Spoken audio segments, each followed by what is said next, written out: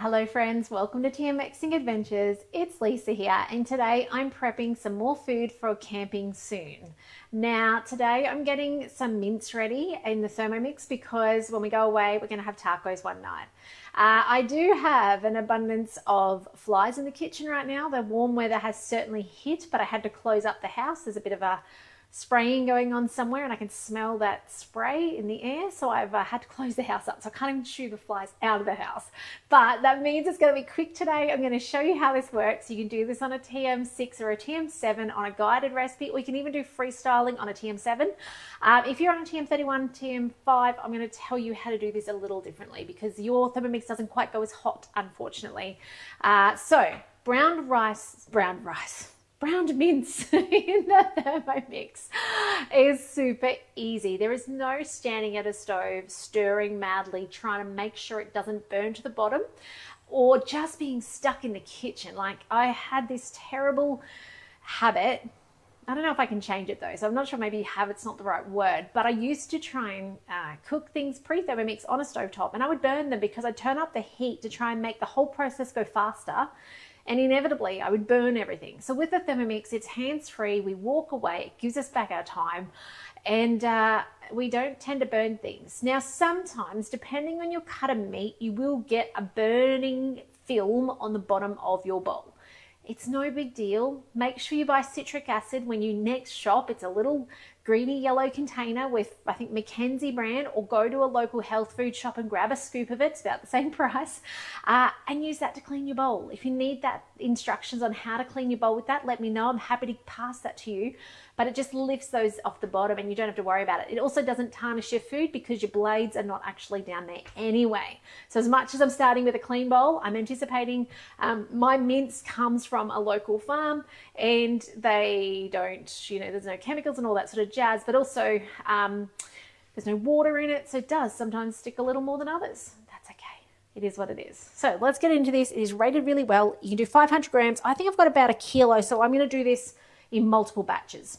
And actually, talking about multiple batches, the key to the success of your browning actually comes down to the volume of food in your Thermomix.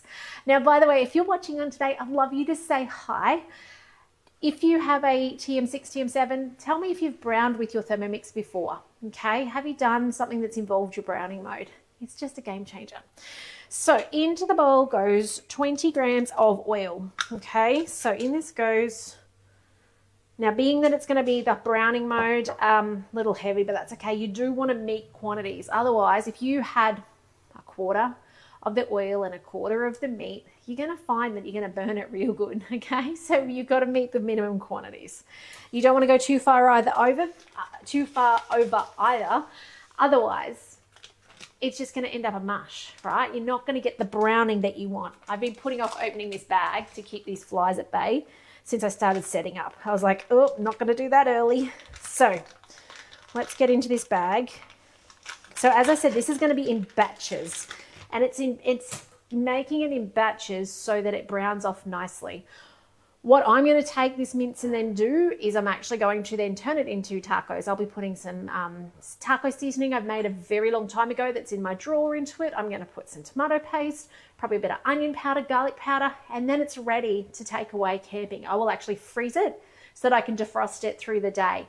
I am taking my Thermomix. I am planning on sharing some videos with you, or at least some photos while I'm away, depending on our reception. So keep an eye out for that in the coming days as well. So, and if you are supporting me over on Patreon, those of you who are loyal followers over there, I've got some resources for, being able to take your Thermomix camping, resorting, all those sorts of things away with you, coming your way later this week. So check that out when it comes. So, there's the first fly trying to get in. Okay, 250 grams of beef mince. Of course, you could be doing this with chicken mince. You could be doing this with any other type of mince you like. Anything you want browned off. Now I'm dropping it intentionally around the blades. If you just drop a massive chunk on top of those blades, it's not going to cook. And you're going to have it really inconsistent. Okay, there we go. Now, I had a little helper over here before. It's going to actually ask you to put that in the fridge so that here it is, the flies can't get that. So it's going to be done in batches, right? So I'll probably take 4 batches to do this. I'm not going to hang online with you for the whole 4 because the process is the same. Okay, so we go next. It's got 7 minutes, 160 degrees on our intense mode. Don't know where my lid cap is. Maybe in the dishwasher. Let's press play. Today already, I think we've cooked up 5 or 6 things in the Thermomix already. However, the flies, I do need to find the lid cap.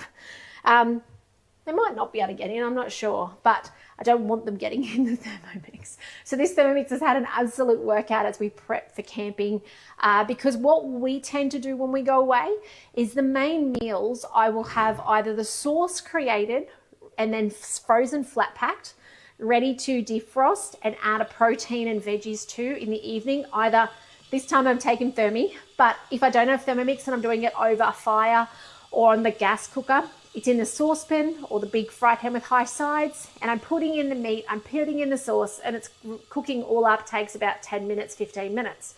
In the Thermomix, similarly, I'm putting in the meat, putting in the sauce, taking 15 minutes to reheat it, right? So I've pre-made the sauce and I've frozen the meat. Alternatively to that, sometimes, depending on where we're going and what we're doing, I've put the meat in with it as well. So when I traveled in the caravan, I did not. I made the sauces, flat packed them all, like a chicken tonight jar, but in flat packed in my freezer, just for storage and space. And then I'd add the meat later because we could pick that up from different locations as we traveled. So that's how I do our main meals when we travel, so that I just know at night time, it's easy. It's no stress. I don't have to go spend a crazy amount of money to feed my family because, let's be real, feeding 6 of us who eat full-size meals, it becomes incredibly expensive in 2025, right? So we just can't afford to do that. So we're not going to do that. So that's how we take care of main meals. Okay, so this time we've got curry and we've got a curry sauce actually that's got the meat already in, but I'm taking the Thermomix, so you'll see me on the road actually reheating the curry in the Vorwerk with the rice underneath it. So that's how I'm going to do that night.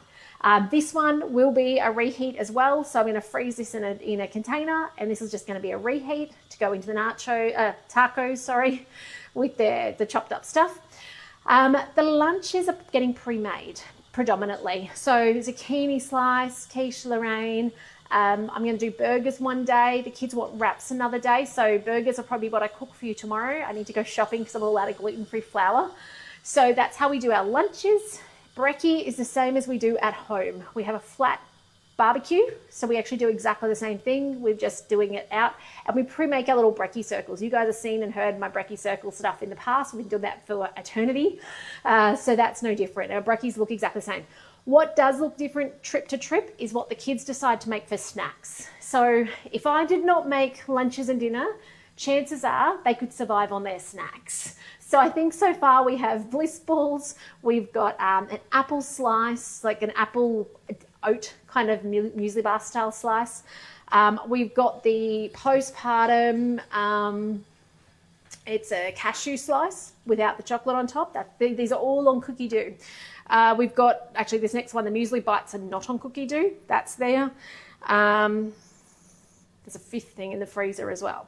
So they would actually probably be able to survive on snacks if required, the way that they've cooked already. One of them said to me, "Can I make the feed a crowd cake to go?" This was this morning. I said, "No more food. We don't need any more snacks, okay? We just need main meals." Obviously, we take fruit. I will be whipping up things like soft serve ice cream, lemonade, drinks, possibly dips. Dips I can go either way with. So dips I can actually make and take.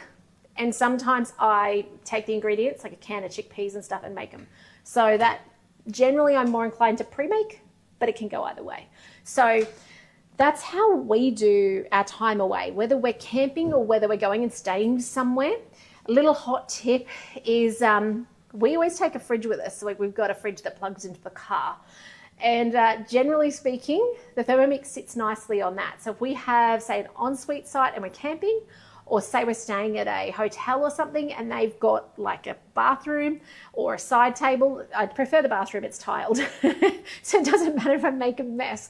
But the fridge sits on the floor with all the ingredients, and the Thermomix sits on top and plugs straight in. So it means that no matter where you are, you can make amazing food easily and simply. It does take a little bit of planning. No different though to packing your clothes, right? Like you need to know what you're going to make so that you can pack the individual ingredients. So, you know I'm going to make fruit ice cream. I probably need to put in a little bit of sugar, won't be much, just put a little bit in a Glide bag. I need to take my frozen berries or mango or both. I need to make sure we've picked a few lemons off the tree for the lemonade. I'll take a bag of, like we'll pack a A4 Glad bag of ice from the freezer so that I can whip something up with that. So it just means having that little bit of forethought about what's my intent, what do I want to make. You can still get a bit crazy and go off that, but it gives you a base. So I know when the kids come back from their big walk, I'm going to whip up fruit ice cream one day. I'm going to whip up lemonade the next day. So it kind of gives you that, you know that you can whip up stuff when there's hunger around. So that's how we do life with our Thermomix and taking it with us places. If you've got it in your caravan or you want advice on how to do it with your caravan, reach out. I have a lot of videos from back in 2020, 2021 of our journeying with our caravan and our Thermomix. So I can show you how. I think there's videos there somewhere in my deep dark archives of like how I packed for that long-term trip, where I stored things, the size of what I stored. Now, bearing in mind, family of 6, okay? It might be you and your partner other half. So, it may not be, you don't need to pack 5 kilos of almonds, but like to be able to have that, planning. And once you've got it once, it doesn't stress me getting ready now. And even things like the curry, part of the curry I made last night, it was a massive, because it's the big fill the freezer batch.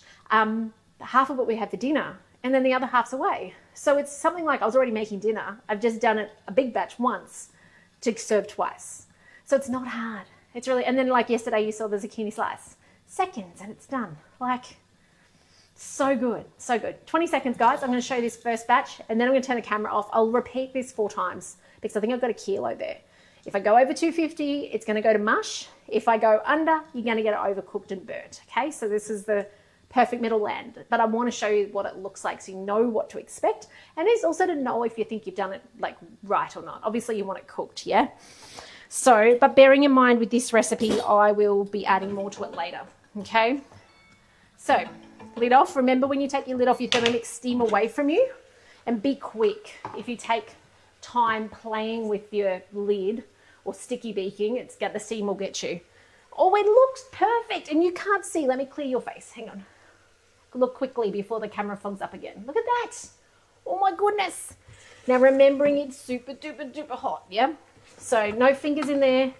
I am going backwards on the blades. Don't do that if your Thermomix is brand new, because you'll cut your spatula. I don't know if you can see my cut. But I'm trying to actually rub right now some of that browning onto the meat. So I guess is that called deglazing? Is that the fancy people who watch on? You may be able to tell me if that's deglazing. I feel like that's what it's called. Often you can make gravies and sauces with that juice. Cook it off. Put a bit of a wine or some water in there and yum. Anyway, this is not what it's for. Okay? It's not what we're making. So look at that. Now let me see if I can get this bowl up. I wasn't prepared to put it in something to show you, so I will put it in something for the photo. But this is what it looks like. Check that out. So you don't lose that texture. Now, TM31, TM5 owners, you need to be using your Vorwerk. You need to be going reverse, otherwise you're going to mush it up. And you need to just go slow stir, okay? So that's how you can create a similar outcome. It's not going to be exactly browned. Yours is doing 120, this is 160, okay? But that's how you can create something that when you put the tomato paste in, the onion and the garlic, maybe some chili sauce or the taco powder, spice mix, it'll come up okay. All right, so there you go. Yum. So I'm going to transfer this aside, put it in the fridge so the flies don't get it, get the next batch out. I think it asks you to, scrape down the sides, loosen the bottom with the spatula. Oh, it actually just keeps putting mince on top of it. Hot tip, take it out. Take it out, do it again using like an empty bowl. In my opinion, it browns nicer, but that's just personal opinion. If you follow the recipe to a T, I reckon you'd be happy as well. But my hot tip is put the 250 away, do another lot of 250. Put the 250 away, do that again.